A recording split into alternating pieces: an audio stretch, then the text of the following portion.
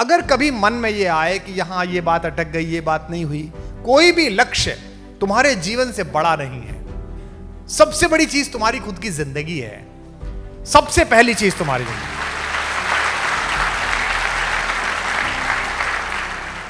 अलग भट्टी में ढल के लोग नहीं आते, ये अलग खांचे में नहीं आते। इस देश को औद्योगिक घरानों के बेटे बेटियां नहीं चलाते। इस देश को तुम और हम चलाते हैं, जो मास्टरों के, क्लर्कों के, किसानों के बच्चे हैं। मेरा नहीं हुआ था आईआईटी में, 117 रुपए का फॉर्म भरा था मैंने। कैलकुलस कमजोर थी और ऑर्गेनिक कमजोर थी, नहीं हुआ, कोई दिक्कत नहीं। मैंने 117 का फॉर्म भरा था। आज की रेट में मैं आईआईटी से 117 करोड़ वसूल कर चुका हूं, पूरे देश के आईआईटी से।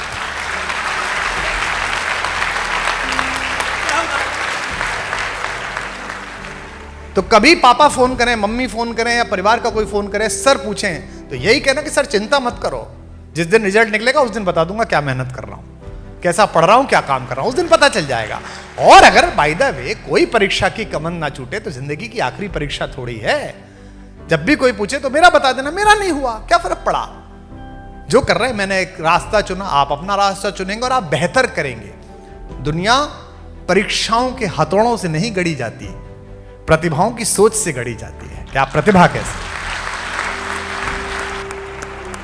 मेरे पिताजी भाई साहब, एक छोटे से गांव में बहुत गरीब से निम्न मध्यम वर्गीय परिवार में मेरे पिताजी ने जन्म लिया। उस गांव के वो पहले ग्रेजुएट, पहले पोस्ट ग्रेजुएट, पहले पीएचडी, पहले प्रोफेसर। 10वीं करके वहां बीज इंस्पेक्टर की नियुक्ति करने वाले लोग आए। एक बीज इंस्पेक्टर तुम तो जानते भी नहीं होगे, सीड इंस्पेक्टर होता है गांव में, वो सीड की क्वालिटी चेक करता है। लोअर डिवीजन क्लर्क से भी नीचे का काम होता है। वो सबसे मेधावी बच्चे थे। गांव से 4 बच्चे सेलेक्ट हुए, उनमें से 3 को नौकरी मिल गई और मेरे पिताजी को नहीं मिली। और मेरे पिताजी बड़े परेशान हुए कि बताइए 11वीं में ही कमाने लायक हो जाता। लेकिन फिर वो प्रोफेसर हुए। आज हमारा सबसे बड़ा भाई इंजीनियर है, एक वाइस चांसलर है, एक मैं हूं। सब लोग अपनी अपनी जगहों पर हैं। अगर उस अपॉर्चुनिटी के छूटने पर मेरे पिताजी ने जिंदगी की लड़ाई हार दी होती तो आज ना हिंदुस्तान को कुमार विश्वास मिलता, ना हमें इस परिवार का सहयोग मिलता।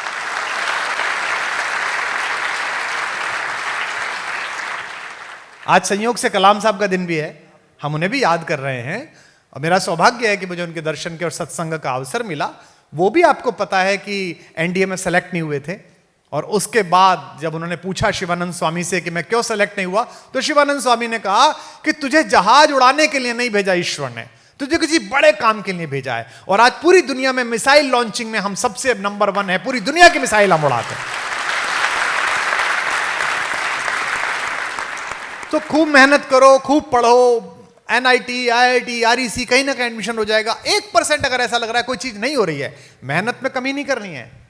लेकिन तुम्हारे माँ बाप का सबसे बड़ा सपना क्या था और क्या है? जिनके माता पिता हैं या जिनके माता पिता नहीं हैं, उनका सबसे बड़ा सपना क्या था? मेरी बेटी से मैंने एक दिन पूछा, वो बाहर पढ़ी है और आप अपना काम करती है, अपनी एक इंडस्ट्री चलाती है। मुझे इतना अच्छा लगा उसका जवाब। मैंने उससे पूछा कि बेटा लाइफ में तू क्या करना चाहती है? सोचो इसका क्या जवाब हो सकता है। उसने मुझसे कहा मैं खुश रहना चाहती हूं। कितनी सुंदर बात है। तुमसे कोई भी पूछे कि तुम क्या बनना चाहते हो, इंजीनियर बनना बाई प्रोडक्ट है।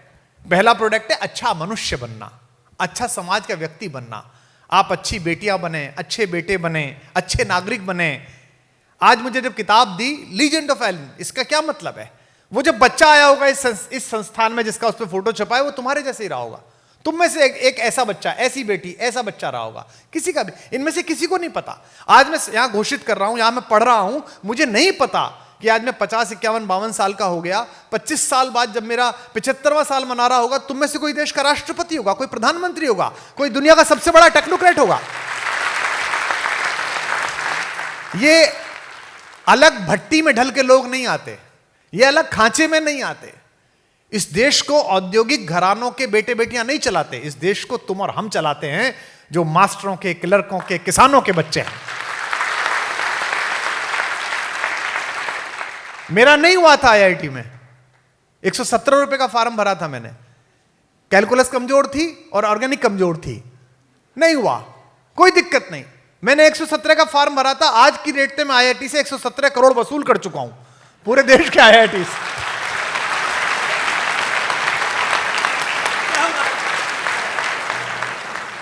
मेरे ऑफिस के लोग पूछते हैं, और मैं अतुल कनक बैठे हैं देश के सब महत्वपूर्ण साहित्यकारों में, मैंने अतुल भाई से भी कई बार कहा, और आज अच्छा हुआ कि मेरी भैया से बात हुई कि मैं आज यहां से घोषणा करता हूं और बताता हूं कि हमारी बात हुई है, बीच में कैसे भाई हैं जो हमारे भी भाई हैं और आपके भी बहुत अच्छे मित्र हैं। आप लोग टेक्नोक्रेट बने, इस पर ये लोग मेहनत करेंगे, आप लोग मनुष्य बने, इस पर मैं मेहनत करूंगा एलिन के साथ मिलकर। मैं जापान गया पहली बार 2007-8 में, तो मुझे बड़ा आश्चर्य हुआ कि पूरे देश में मॉल, यहां भी खुल गई हैं, अब तो कोटा में भी मॉल खुल गई हैं, तो पूरे देश में स्टेशन पर कहीं भी जो एक्सीलेटर्स हैं उनमें सभी लोग सीधे हाथ की तरफ खड़े हुए हैं, एक के पीछे एक। तो मैंने पूछा इसका कोई नियम है क्या? बोले नहीं, नियम नहीं है। ऐसे ही वहां की जो ट्रेन थी उनमें लोग लाइन लगाकर खड़े हुए थे, लेफ्ट हैंड की तरफ सीधे हाथ से लोग उतर रहे थे, जब आखिरी आदमी बाहर निकल जाता था तब हम घुसते थे। आपने देखी होंगी दिल्ली की ट्रेन, आपने देखी होंगी बॉम्बे की ट्रेन।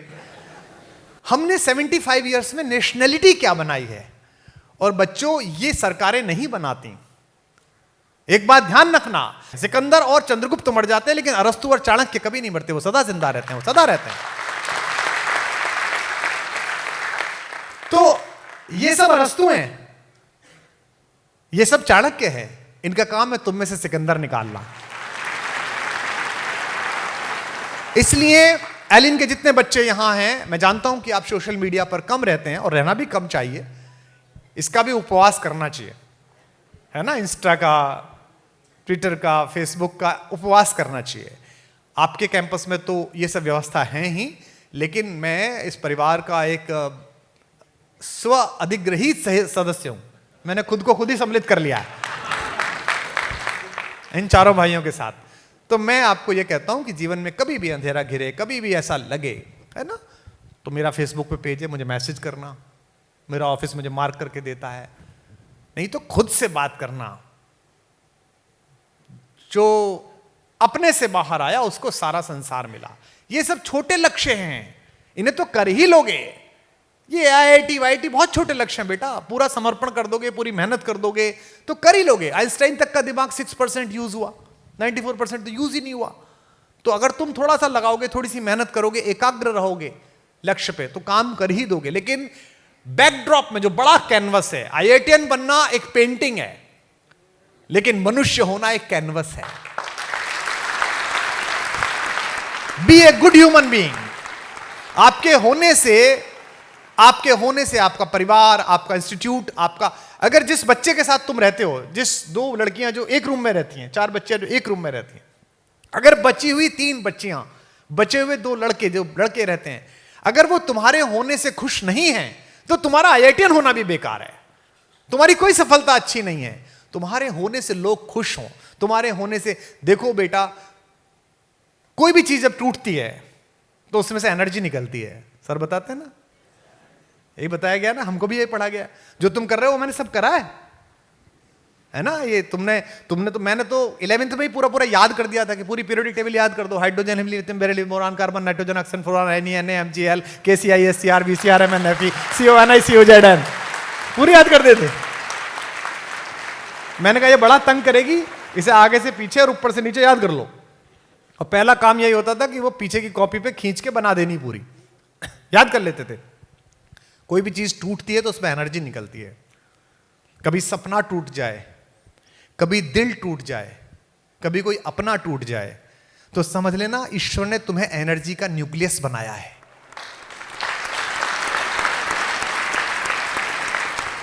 अब ये तुम पर है कि एनर्जी टूटे तो कोई बम बना लेता है और कोई बिजली बना लेता है।